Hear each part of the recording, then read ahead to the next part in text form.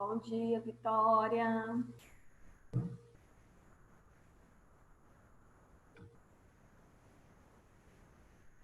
Pessoal, quem é essa RIC 028 aqui?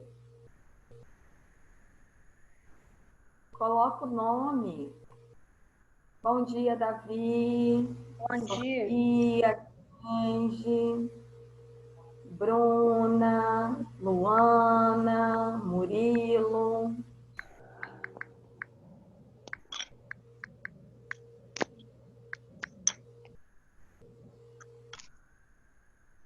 Arthur Bauer. Vamos, pessoal, apareçam os rostinhos de vocês, por favor, para que a tia possa ver. Pessoal, essa RIC 028 aqui é quem? Vocês sabem?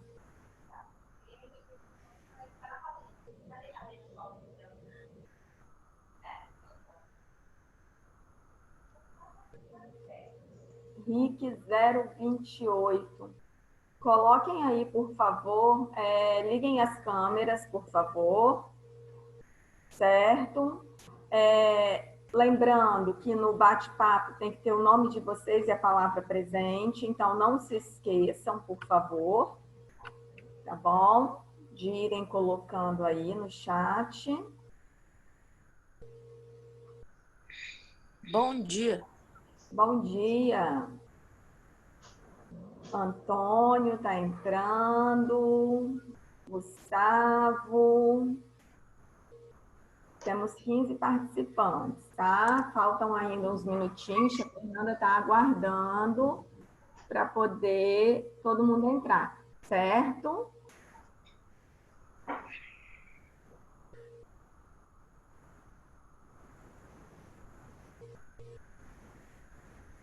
E aí, estão bem?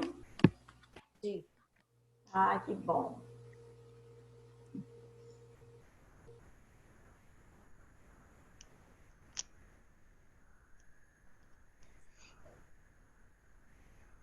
Vamos lá, gente, destrava essas câmeras. Quero olhar para vocês. Isso, Gustavo. Bora, Vitória. Arthur, Bauer. O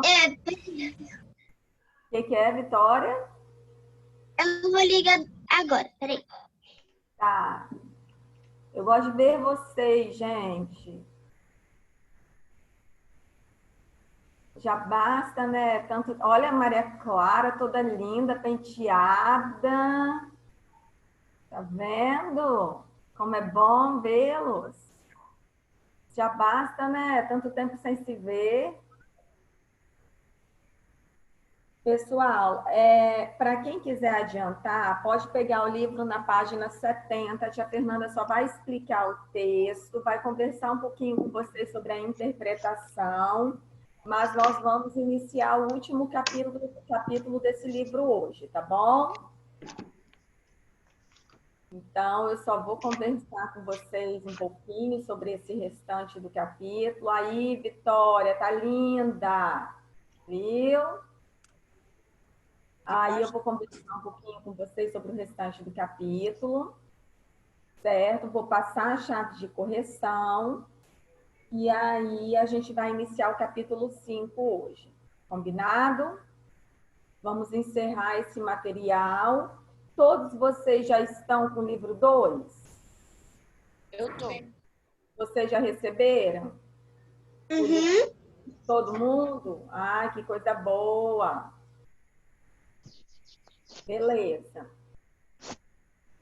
Que aí, provavelmente, na semana que vem, nós já vamos trabalhar com ele, certo? Quem ainda não tem o livro 2, gente, vai à escola, pegue, peça a família para ir à escola, né? Pegue que provavelmente semana que vem a gente já começa com ele, certo? Bom, um minutinho para as 8. Nós estamos com 18 participantes. Eu vou começar a falar. Vou dividir, vou compartilhar a tela com vocês aqui sobre esse texto. Gente, meu inglês ele é péssimo, mas aqui, ó, The Trash Islands, um país contra o plástico oceano. Vocês leram esse texto? Sim. Pois é. Sim. Só que eu esqueci. Ótimo. Deixa Eu eu esqueci. aumentar aqui a tela, que já travou. Ih, meu pai, só um minutinho. Eles querem legalizar essa ilha como país para poder tirar todo o lixo dela. Perfeito. Deixa só eu fechar aqui, gente. Me desculpe, ainda bem que foi no começo. Deixa eu fechar essa tela aqui, porque travou. E vou abrir novamente. Só um minutinho.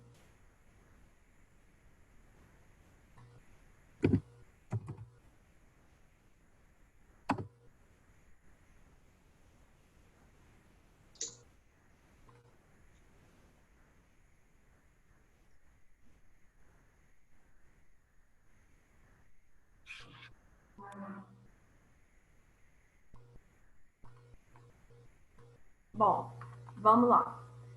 Esse texto aqui fala o seguinte: um aglomerado, vamos dizer, né? Assim, ou seja, trata de 79 mil toneladas de lixo plástico que foi jogado em qualquer lugar e que se acumulou em determinada parte do oceano. Então, diante, né, dessa quantidade exagerada aí de lixo, os publicitários estão pedindo à ONU que considere essa ilha como um país para que assim os outros países mais próximos, né, a essa ilha consigam então fazer a manutenção e a limpeza do oceano, certo? Eles levaram a ação tão a sério que eles criaram passaporte, ou seja, que são símbolos desenvolvidos por essa empresa publicitária que vem tentando, né, junto à ONU, transformar essa ilha num país. Na verdade, é um país fictício, mas é um país para que a gente consiga fazer alguma coisa por ele, certo? E aí criaram a bandeira. Observem aqui a Ilha do Lixo, onde ela está localizada. Aqui a bandeira, azul e branco, mas observem o símbolo que tem na bandeira, que é uma garrafa plástica. Observem as cédulas aqui, ó.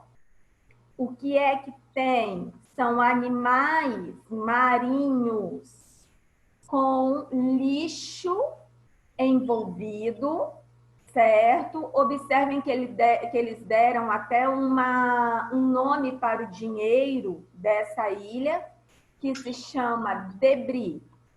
Então, diante desse texto, eu pedi a vocês a interpretação. Qual é a questão? Podem destravar os microfones para conversar comigo. Vocês querem que eu faça a correção passo a passo, ou eu posso simplesmente passar, colocar lá no Alunos Book a chave de correção e depois começar o capítulo 5? O que vocês acham? Chave de correção no notebook.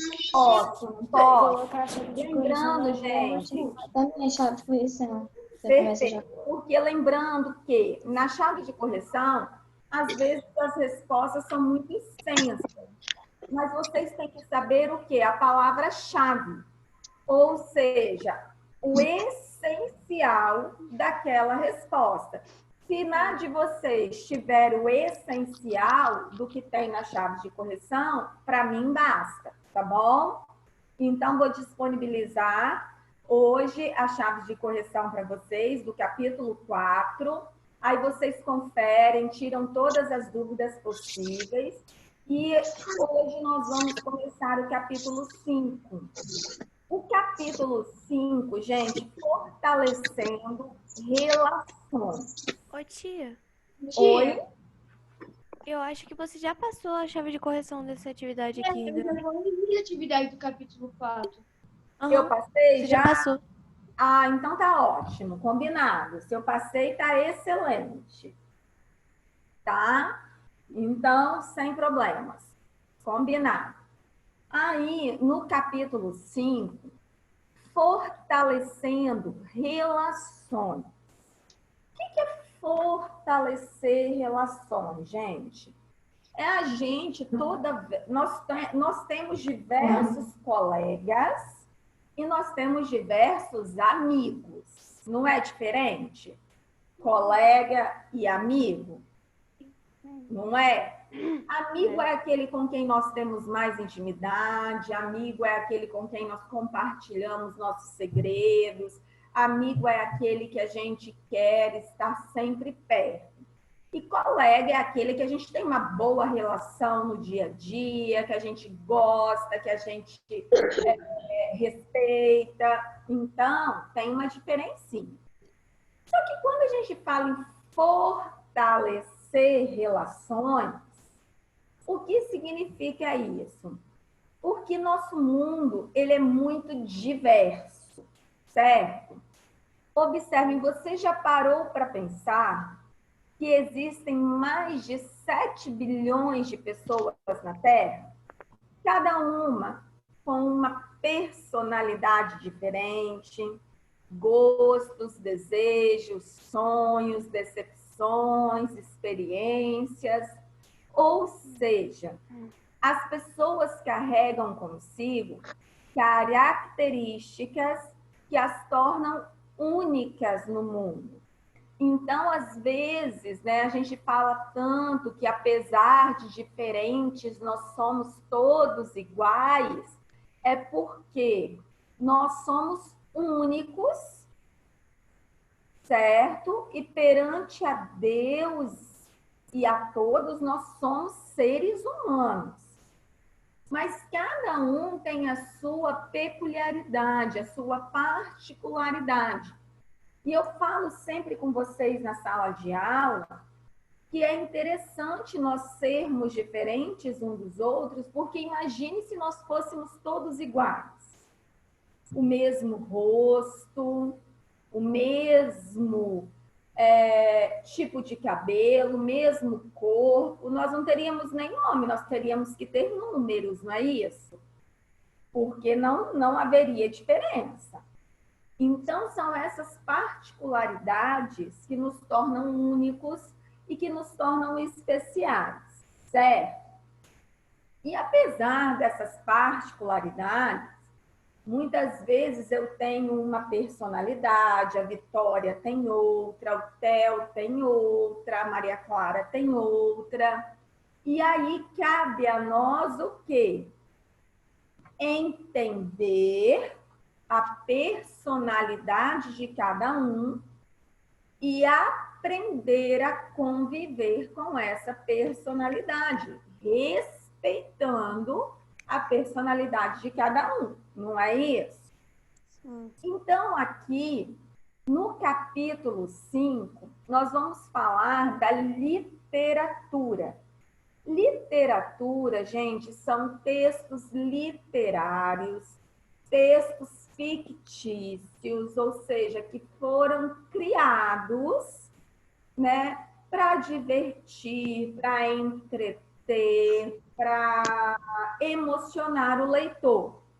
Não significa que eles não possam ser baseados em fatos reais. A maioria são baseados.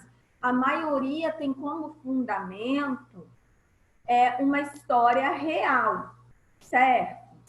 Mas eles são fictícios porque eles foram criados por um autor, ele tem determinados personagens, ele tem um tipo de narrador, tudo que nós já vimos aí desde o ano passado, certo?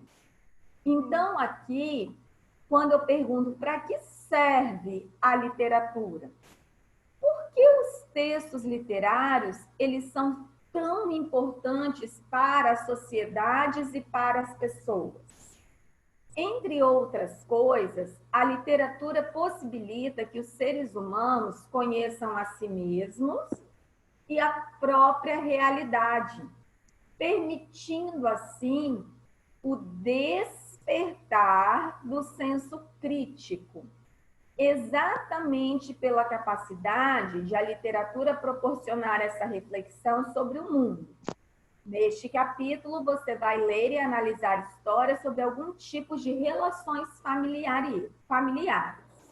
O que é que isso quer nos dizer?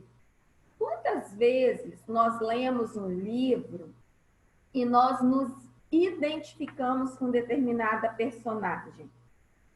Quantas vezes nós assistimos a um filme, a uma série, e e a gente fala assim, nossa, parece que foi feita para mim. Por que a gente pensa dessa forma?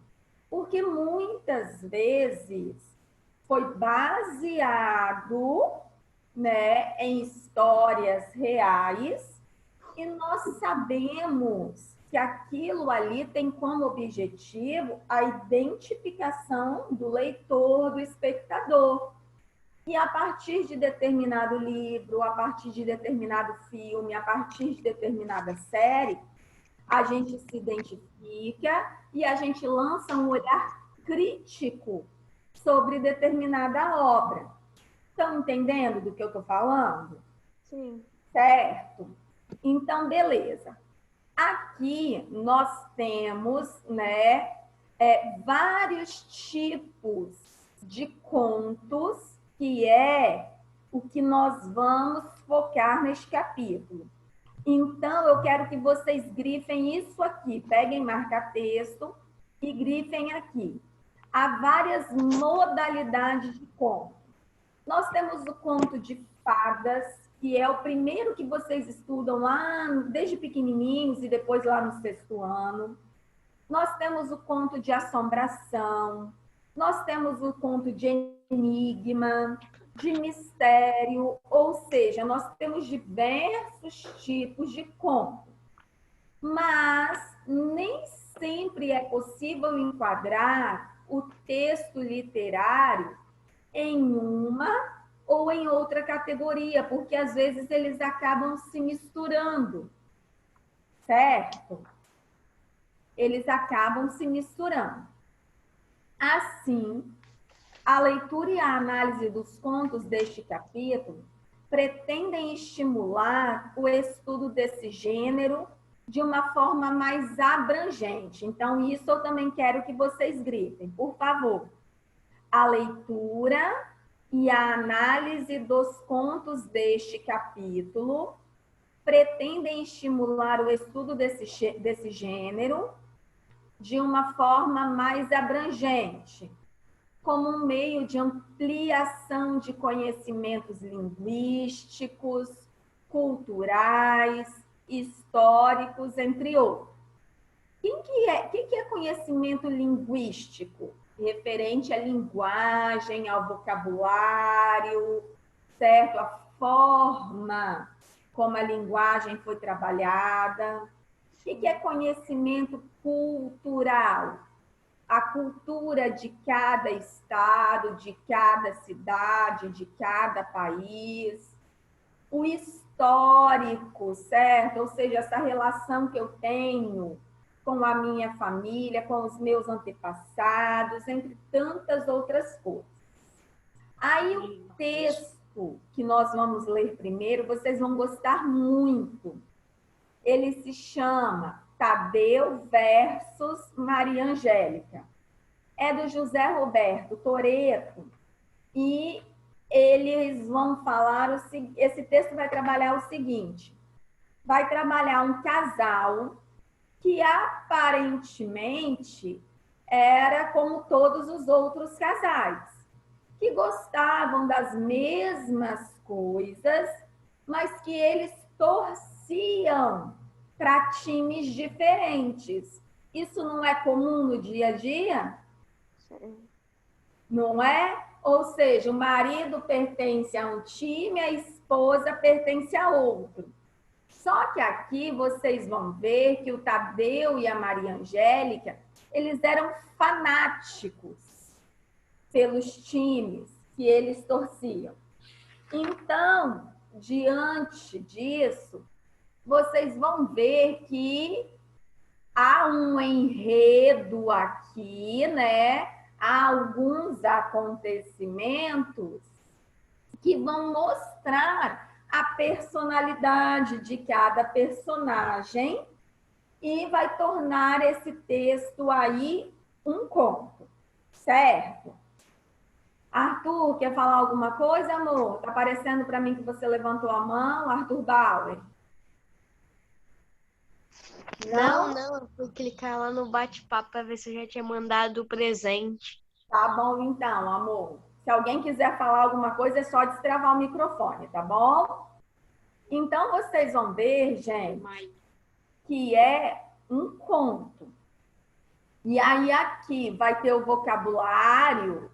Observem que é um vocabulário característico do futebol. Por que é característico do futebol? Porque o texto vai tratar de futebol. Vai mostrar o Tadeu e a Maria Angélica num estádio torcendo para seus times, ok?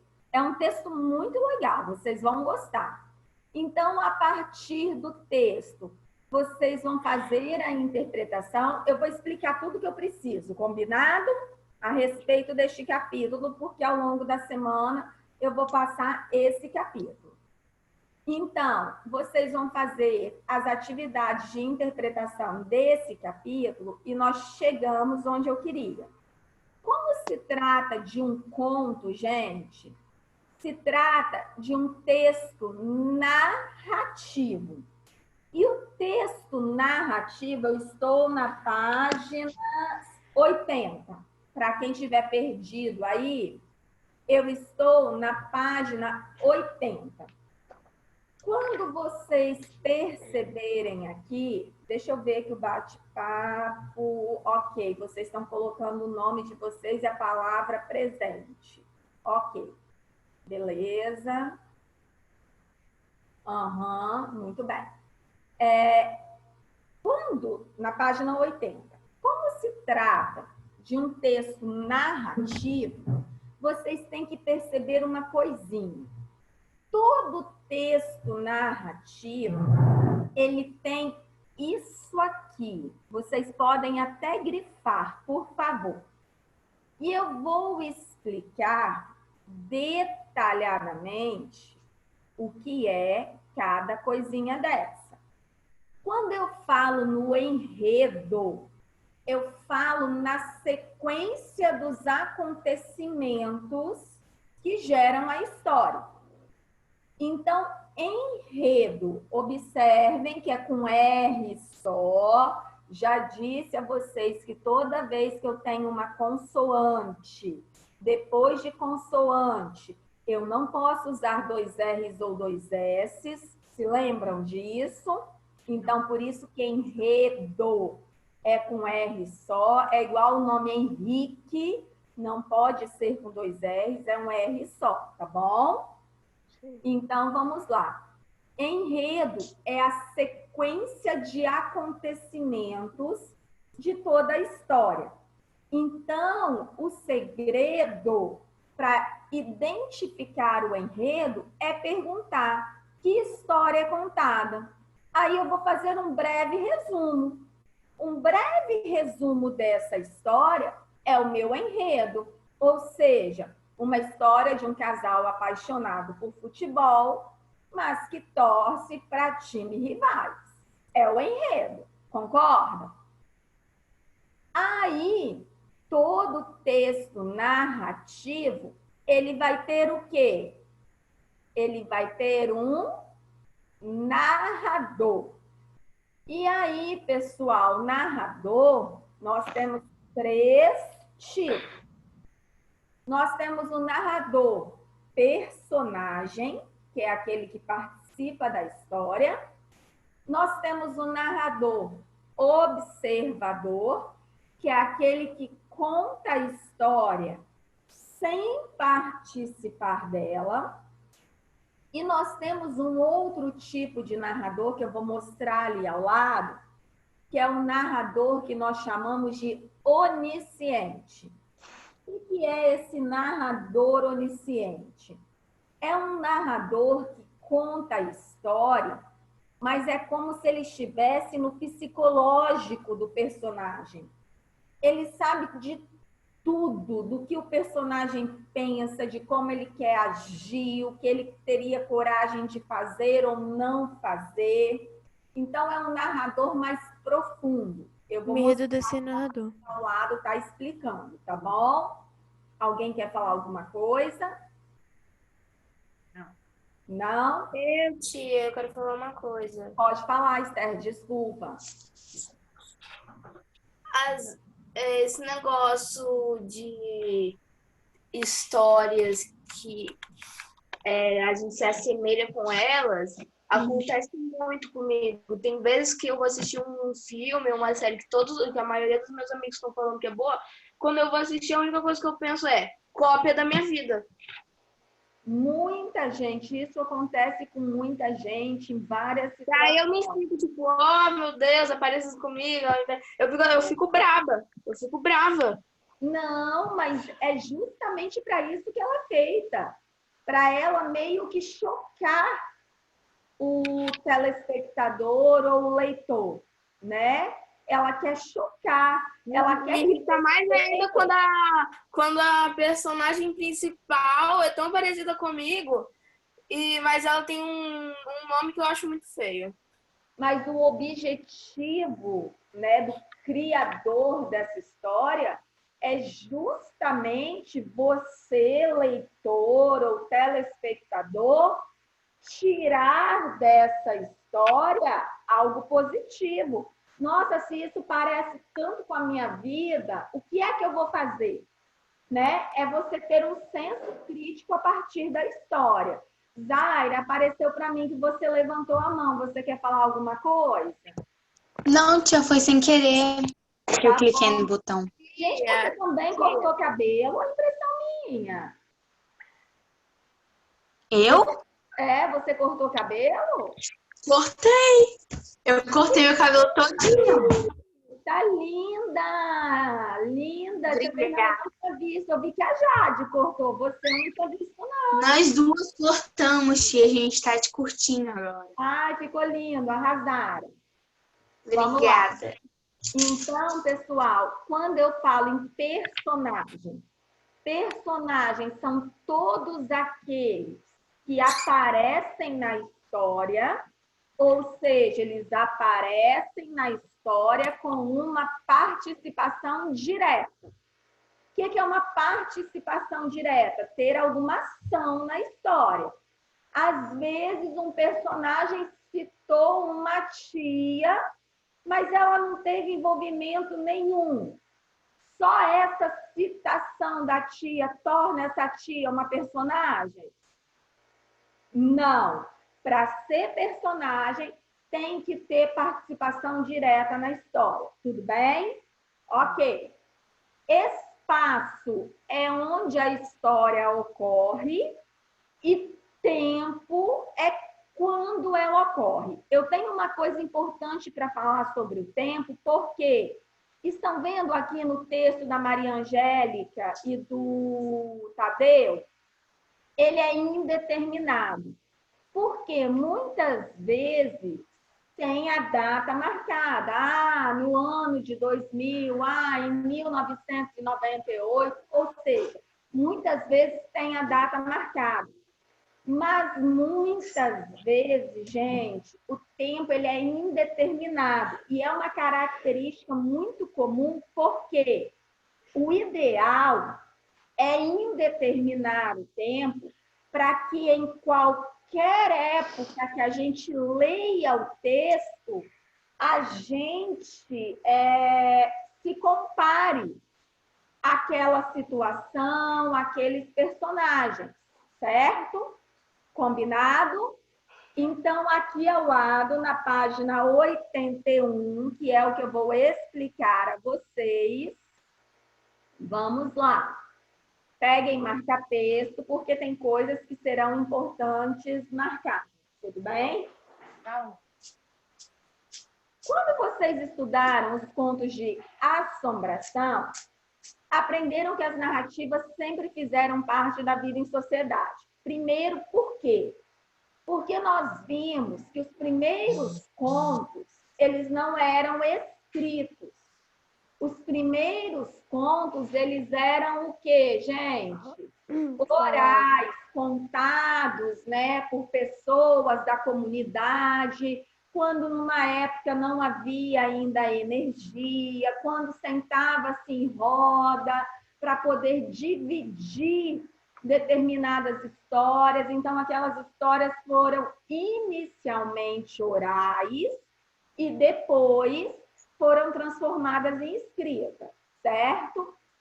Vocês estudaram também que algumas dessas narrativas se diferenciam das outras porque são cuidadosamente produzidas por autores que se dedicam à arte de contar, com uma linguagem que chama a atenção do leitor e que ultrapassa o desejo de simplesmente relatar fatos. Aí é isso que eu quero que vocês gritem.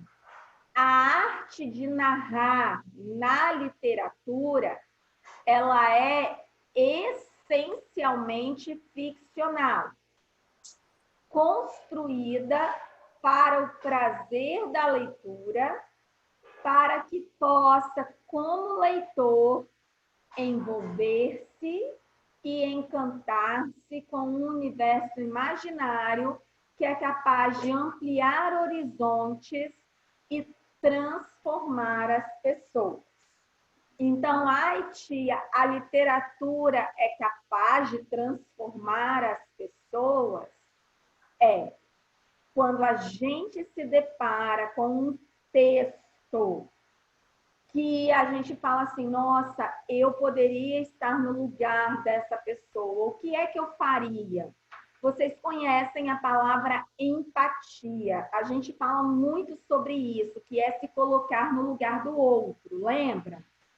E aí, muitas vezes, num texto, numa situação, até numa reportagem, que é o relato de uma história real, a gente se coloca no lugar do outro e isso muitas vezes nos transforma. Nos tornando pessoas mais sensíveis, nos tornando pessoas melhores, fazendo com que a gente haja de forma diferente, fazendo com que a gente tenha vontade de ajudar o próximo. Então, o texto, ele é capaz de nos modificar?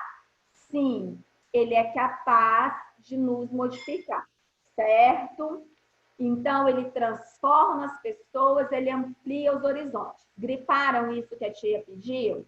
Sim. Aqui, ó, a arte de narrar até transformar as pessoas. Beleza?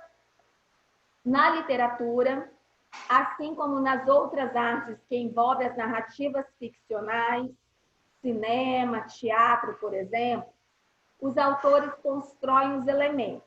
Quais são os elementos? Grifem isso aqui. Narrativas ficcionais, nós temos esses elementos, que são narrador, personagens, enredo, tempo e espaço, e eles criam tudo isso, podem continuar grifando, de modo a conferir uma ideia de verdade aos fatos narrados, mesmo que estes sejam inventados.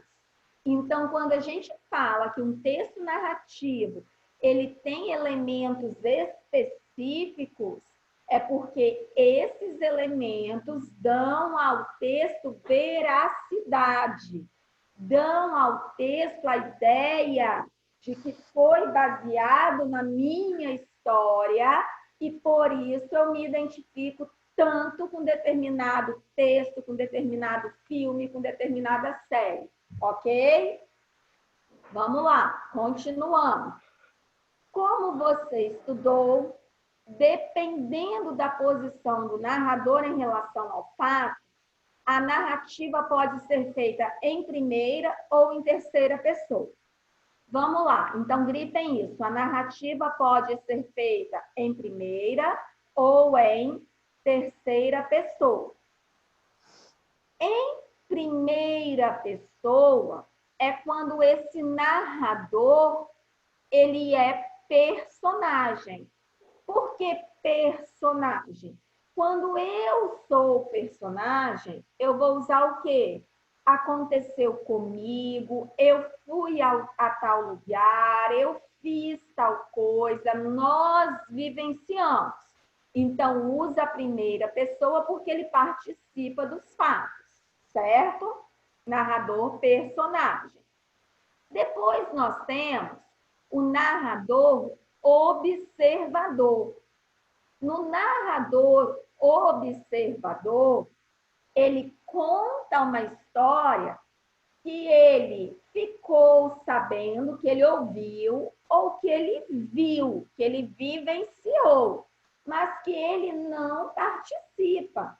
Então, ele conta a história estando fora dela, certo? Já esse narrador novo que eu mostrei para vocês aqui é o narrador onisciente. Observe que se escreve com SC. Esse narrador onisciente é aquele que sabe de tudo, inclusive os pensamentos, os sentimentos das personagens. Só que ele narra os fatos em terceira pessoa.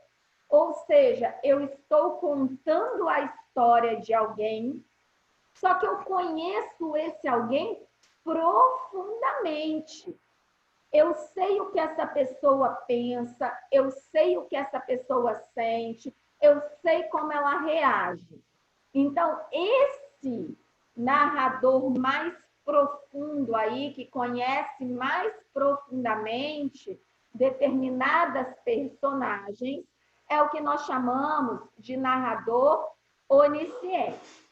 Depois, lendo o texto do Tadeu e da Maria Angélica, vocês vão perceber que se trata de um narrador onisciente. Se quiserem, já pode marcar aí, que se trata de um narrador onisciente. E porque quando pede para justificar, vocês vão dizer, porque à primeira vista, né, o narrador, ele fala que se tratava de um casal normal, que gostava de cinema, que gostava de música, que gostava de teatro. É só um exemplo. Então, quando o narrador fala isso, significa que ele conhece profundamente essas personagens, certo? E que ele vai contar uma história conhecendo de perto essas personagens. Tudo bem? Posso prosseguir? Ou vocês estão anotando isso aqui? Não, tia, calma aí, tia, calma aí. Tudo bem, tudo bem. Tô calma. Aí, ó, vou levantar para vocês.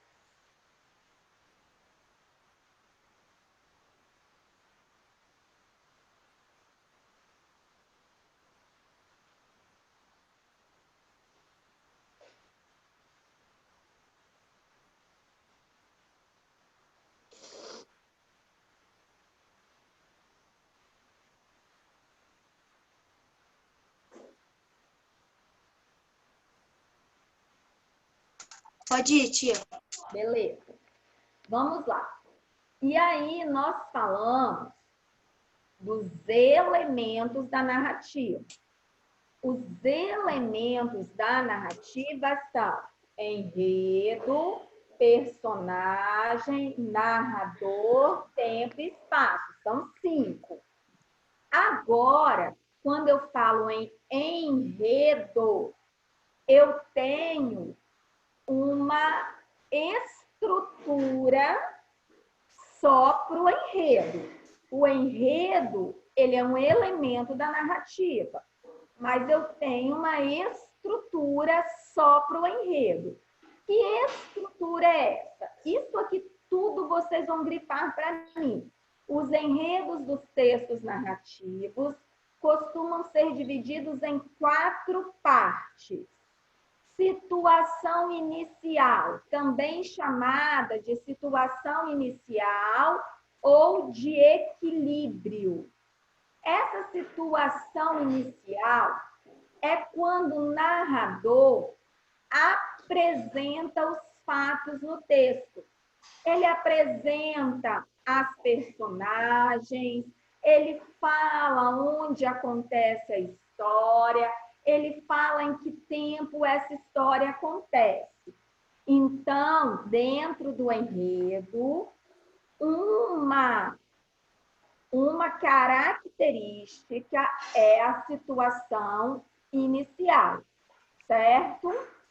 Depois, nós temos a complicação, que eu digo que é o mais importante dentro do enredo, porque é aquilo que gera a história. Se uma história não tiver complicação, ou o que a gente chama de conflito também, não tem por que ela existir. Então, o conflito ou a complicação é aquilo que dá origem à história. No caso do Tadeu e da Maria Angélica, quando vocês lerem, qual vai ser a complicação ali? Vocês vão perceber que a complicação, gente, é que quando um time começa a se destacar, o outro começa a querer a zoar o parceiro. E isso vai gerar um conflito, vai gerar uma complicação. Tudo bem? Então, todo enredo é dividido em 4 elementos. A situação inicial, que é a apresentação. A complicação, que é o que gera a história, ou seja, surge uma situação, um conflito, um problema que precisa ser resolvido. Clímax. Clímax, vocês normalmente têm muita dúvida em relação ao que é o clímax.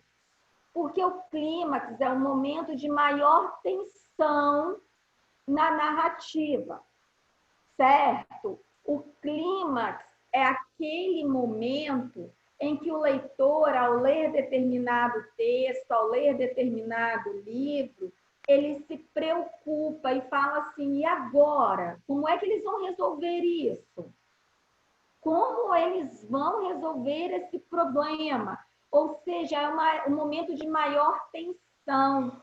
É o momento que o leitor ele fica mais apreensivo em relação à solução desse conflito. Tá claro isso para vocês? Sim. Então, aqui, no desfecho, é a solução do conflito. Então, pessoal, repetindo. Enredo, nós temos 4 elementos para ele.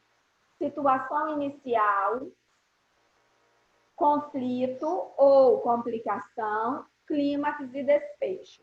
4 elementos, tá? Só para o enredo. Lá nos elementos do texto narrativo, nós temos enredo, narrador, personagem, tempo e espaço. Nós temos 5 para o texto narrativo. Mas para o enredo, nós já temos 4 só para ele. Então, vamos lá que eu vou fazer essa primeira parte com vocês. Na situação inicial, como é que eles apresentam o texto do Tadeu versus Maria Angélica? Vocês vão colocar aí que Tadeu e Maria Angélica amavam futebol, só que torciam para times rivais. É essa a apresentação.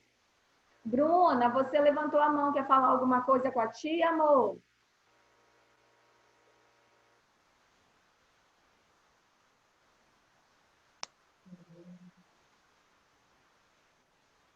Não? Vamos lá. Então, vocês vão colocar aí que eles eram um casal que gostavam de futebol, só que torciam para times rivais.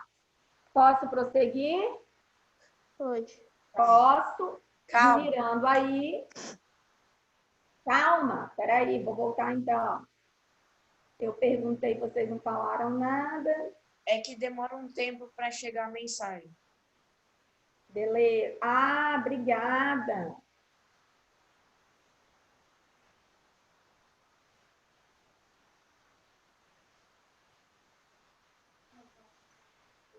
Então, vocês vão ver que eles eram um casal que se amavam, que amavam futebol, só que torciam para times rivais.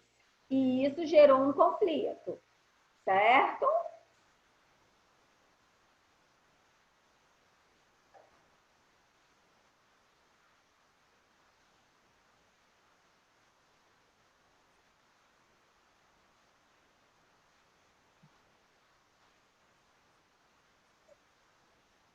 Agora, posso? Pode. Beleza. Vamos lá. Aí, vocês vão ver a complicação que está aqui, ou seja, qual foi a complicação, qual foi o conflito, qual foi o problema que deu origem ao texto. Com a melhora do desempenho das equipes, os dois times chegaram à final do torneio. Ou seja, então eles estariam no mesmo estádio, cada um torcendo por seu time, certo? E isso é o conflito.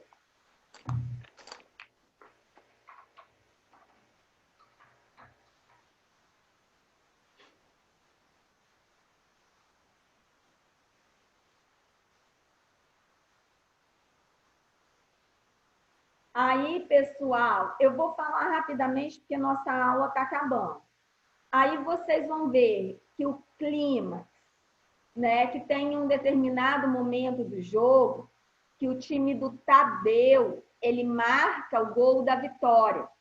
E ele comemora tanto, ele comemora com tanta vontade, que ele irrita a Maria Angélica. E isso acaba iniciando uma discussão muito séria, certo? É o clima. E aí, no final, né, que é o desfecho, o Tadeu, depois da longa discussão, o Tadeu ele vai mudar de postura, ele vai se declarar para Maria Angélica e eles acabam fazendo as pazes. Ou, pelo menos, até a próxima final do campeonato em que os dois times estiverem jogando novamente. O texto é legal, vocês vão gostar. Eu estou passando aos poucos a atividade no Alunos Book para vocês. Então, por favor, aquele aluno que está em dia com as atividades e já quiser ir fazendo, pode fazer, tá bom? Porque essa semana, na verdade, na aula de quinta-feira, eu vou terminar de explicar esse capítulo e fazer as atividades das páginas amarelas de fixação. Pessoal, eu quero saber de vocês, alguma dúvida? Alguém gostaria de dizer alguma coisa? Bom dia. Tudo certo? Lembraram de colocar o nome de vocês lá e a palavra presente no chat? Sim. Sim. E tia, Fala, amor. eu achei meio besta a atitude da Maria Angélica, porque ela tem que aprender a aceitar. Pois é, mas se coloque no lugar dela. Já aconteceu, 26 de novembro de 2014, final da Copa do Brasil. Cruzeiro e Atlético Mineiro. O Cruzeiro perdeu, meu primo ficou me zoando pra caramba. Sim, tudo bem, né? Mas ali, gente, é o autor criando a sua história, buscando a identificação de alguns leitores. Não significa que todos os leitores vão se identificar, tá bom? Cada um tem Meus um jeito. amores, beijos. Mais alguma dúvida? Não. Não?